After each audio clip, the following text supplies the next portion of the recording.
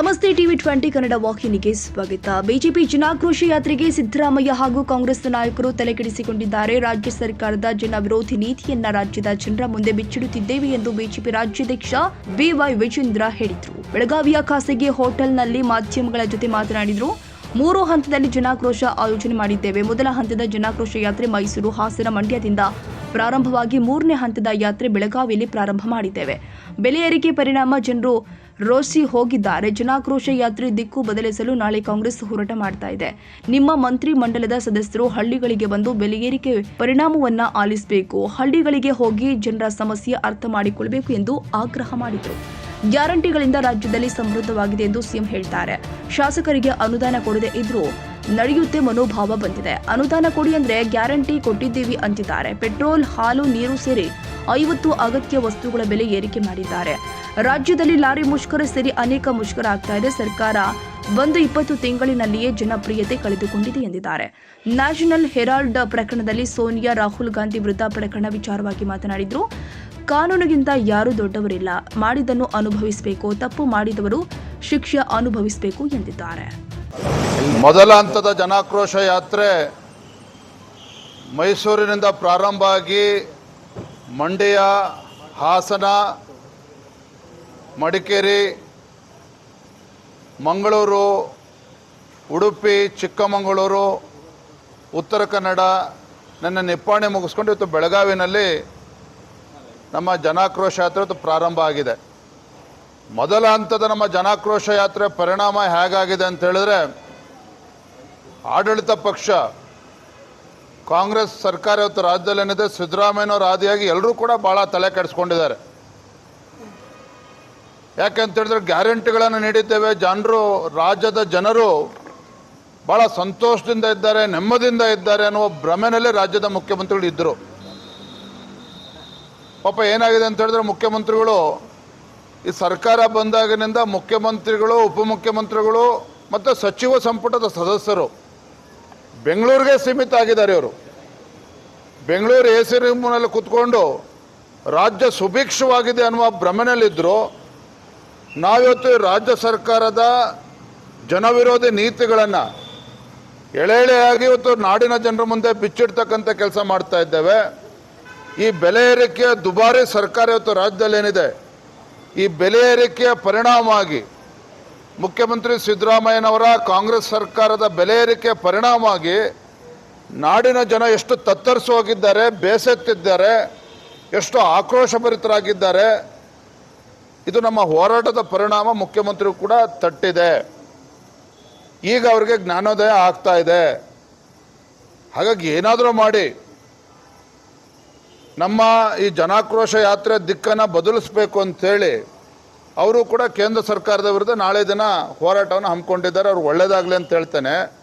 ಆದರೆ ಇವತ್ತು ಸಹ ನಾನು ರಾಜ್ಯದ ಮುಖ್ಯಮಂತ್ರಿಗಳಿಗೆ ಆಗ್ರಹ ಮಾಡ್ತೇನೆ, ದಯವಿಟ್ಟು ತಾವುಗಳು ಹಾಗೂ ತಮ್ಮ ಮಂತ್ರಿಮಂಡಲದ ಸದಸ್ಯರುಗಳು ಹಳ್ಳಿಗಳಿಗೆ ಬರಬೇಕು. ಬೆಲೆ ಏರಿಕೆ ಪರಿಣಾಮ ಯಾವ ರೀತಿ ಜನ ಪರದಾಡ್ತಾ ಇದ್ದಾರೆ, ಅವರ ಸಮಸ್ಯೆಗಳನ್ನು ಆಲಿಸ್ತಕ್ಕಂಥ ಕೆಲಸ ಮಾಡಬೇಕು.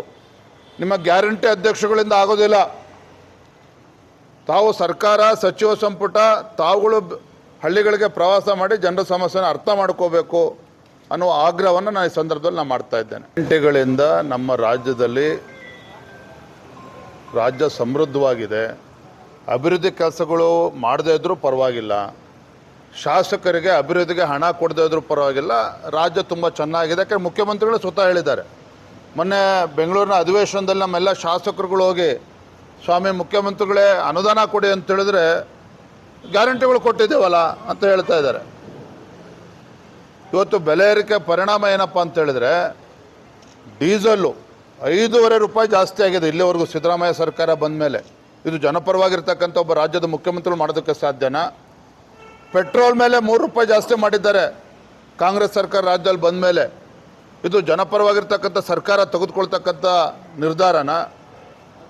ಹಾಲಿನ ದರ 9 ರೂಪಾಯಿ ಜಾಸ್ತಿ ಮಾಡಿದ್ರು, ಇದು ಬಡವರ ಪರವಾಗಿರ್ತಕ್ಕಂಥ ಸರ್ಕಾರ ತೆಗೆದುಕೊಳ್ತಕ್ಕಂಥ ನಿರ್ಧಾರನ? ಹಾಗಾದರೆ ನೀರಿನ ಮೇಲೆ ದರವನ್ನು ಜಾಸ್ತಿ ಮಾಡಿದ್ದಾರೆ.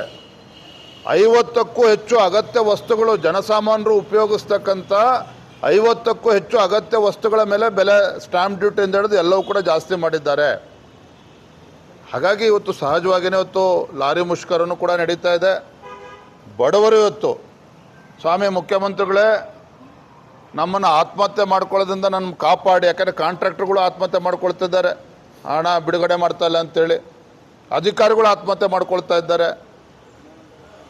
ಹಾಗಾಗಿ ಇವತ್ತು ಲಾರಿ ಮುಷ್ಕರ, ಈ ರೀತಿ ಅನೇಕ ಮುಷ್ಕರಗಳು ಈಗ ಪ್ರಾರಂಭ ಆಗ್ತಾ ಇದೆ. ಈ ರೀತಿ ಒಂದು ಜನವಿರೋಧಿ ಸರ್ಕಾರ ಬಹುಶಃ ಇಡೀ ದೇಶದಲ್ಲಿ ಸರ್ಕಾರ ಬಂದು 20 ತಿಂಗಳಲ್ಲಿ ತನ್ನ ಜನಪ್ರಿಯತೆನ ಕಳೆದುಕೊಂಡಿರ್ತಕ್ಕಂಥ ರಾಜ್ಯ ಸರ್ಕಾರ ಅಥವಾ ಮುಖ್ಯಮಂತ್ರಿಗಳು ಯಾವ್ದಾರು ಇಡೀ ದೇಶದಲ್ಲಿದ್ದರೆ ಅದು ನಮ್ಮ ರಾಜ್ಯದ ಮುಖ್ಯಮಂತ್ರಿಗಳು ಸಿದ್ದರಾಮಯ್ಯನವರು, ನಮ್ಮ ರಾಜ್ಯ ಸರ್ಕಾರ ಅಂದರೆ ಕಾಂಗ್ರೆಸ್ ಸರ್ಕಾರ ಒಂದು ಜನಪ್ರಿಯತೆನ ಕಳ್ಕೊಂಡಿರ್ತಕ್ಕಂಥ ಸರ್ಕಾರ ಇವತ್ತು ಇಷ್ಟು ಕಡಿಮೆ ಅವಧಿಯಲ್ಲಿ.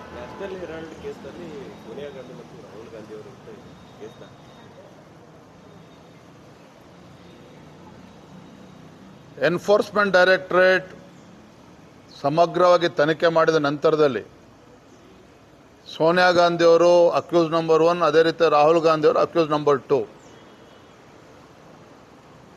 ಏನು ಮಾಡಿದ್ದಾರೆ ಅದನ್ನು ಅನುಭವಿಸಲೇಬೇಕಾಗ್ತದೆ. ಕಾನೂನಿಗಿಂತ ದೊಡ್ಡವರು ಯಾರೂ ಇಲ್ಲ. ಜೋ ಕಿಯಾ ಹೇ ವೋ ಭುಗತ್ನಾ ಪಡೇಗ. ಹಾಗಾಗಿ ದೇಶದ ಅವರು ಉನ್ನತ ಸ್ಥಾನದಲ್ಲಿದ್ದವರು ಅಂತೇಳಿ ಅವರು ಪ್ರತ್ಯೇಕ ಕಾನೂನು ಬರೋದಕ್ಕೆ ಸಾಧ್ಯ ಇಲ್ಲ. ತಪ್ಪು ಮಾಡಿದ ಮೇಲೆ ಅದನ್ನು ಅನುಭವಿಸ್ಬೇಕಾಗ್ತದೆ, ಎದುರಿಸ್ಬೇಕಾಗುತ್ತೆ ಎಲ್ಲವನ್ನೂ ಕೂಡ. ಕನ್ನಡಿಗರ ಮೆಚ್ಚಿನ ನಿಮ್ಮ ಟಿವಿ 20 ಕನ್ನಡ ವಾಹಿನಿ ಇದೀಗ ಟಿವಿಯಲ್ಲಿ ಲಭ್ಯ. ಕರ್ನಾಟಕ ಮತ್ತು ದೇಶ ವಿದೇಶದ 360 ಡಿಗ್ರಿ ಸುದ್ದಿ ವಿವರವನ್ನ ಪಡೆಯುವುದಕ್ಕೆ ಟಿವಿ 20 ವಾಹಿನಿಯನ್ನು ಲೈಕ್ ಮಾಡಿ, ವಿಡಿಯೋಗಳನ್ನು ಶೇರ್ ಮಾಡಿ, ಕಮೆಂಟ್ ಮಾಡಿ, ಸಬ್ಸ್ಕ್ರೈಬ್ ಮಾಡಿ. HCN ಕೇಬಲ್ 842 ನಂಬರ್ನಲ್ಲಿ ಹುಕ್ಕೇರಿ ತಾಲೂಕು ಹಾಗೂ ಸಂಕೇಶ್ವರದ ಸುತ್ತಮುತ್ತಲಿನ ಹಳ್ಳಿಗಳಲ್ಲಿ ಲಭ್ಯ. PCN ಕೇಬಲ್ 129 ನಂಬರ್ನಲ್ಲಿ ಹಾರುಗೆರೆ ಸುತ್ತಮುತ್ತಲಿನ ಹಳ್ಳಿಗಳಲ್ಲಿ ಲಭ್ಯ. ರಾಯಬಾಗ್ ಡಿಜಿಟಲ್ ಚಾನೆಲ್ ಕೇಬಲ್ 80ನೇ ನಂಬರ್ನಲ್ಲಿ ರಾಯಬಾಗ ತಾಲೂಕಿನ ಸುತ್ತಮುತ್ತಲಿನ ಹಳ್ಳಿಗಳಲ್ಲಿ ಲಭ್ಯ. UDCN ಕೇಬಲ್ ನೆಟ್ವರ್ಕ್ ಉಗಾರ ಸುತ್ತಮುತ್ತಲಿನ ಹಳ್ಳಿಗಳಲ್ಲಿ ನಿಮ್ಮ ಟಿವಿ 20 ಕನ್ನಡ ವಾಹಿನಿಯೂ ಲಭ್ಯ.